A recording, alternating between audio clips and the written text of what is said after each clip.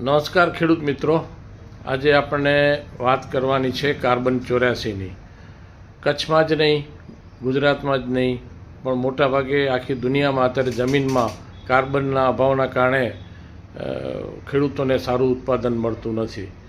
અત્યારે વાત કરીએ આપણે રાયણના ન્યૂટેક ફાર્મ જે ઓર્ગેનિક ખેતી કરે છે એ ફાર્મ સંભાળતા ધર્મેન્દ્રભાઈ સાથે વાત કરીએ.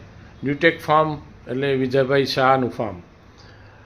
ધર્મેન્દ્રભાઈ, આપ થોડા ટાઈમ પહેલાં આપના ઘઉં માટે કાર્બન 84 લઈ ગયા હતા, કેવું રિઝલ્ટ મળ્યું? મેં ઘઉં વાવેતર કર્યું, એના પછી થોડુંક વૃદ્ધિનો વિકાસ અને અટકી ગયેલું હતું, જે ઘણું એટલે નરી આંખે જોઈ શકાય એવું હતું.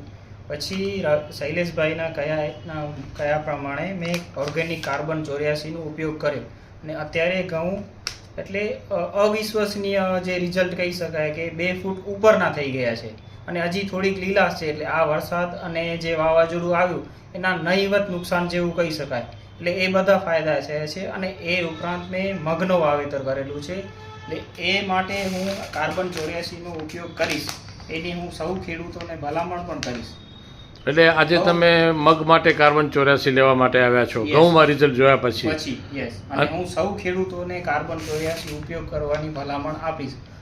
એવું લાગતું હોય તો થોડાકમાં બી ટ્રાય કરી શકાય અને નરી આંખે જોઈ શકાય. આ એવું નથી કે તમને થોડોક સમય લાગે અથવા 2 પાક લેવા પડે, નહીં, એવું કાંઈ નથી. નાખ્યા પછી તમને 10 દિવસની અંદર રિઝલ્ટ મળશે અને મળશે.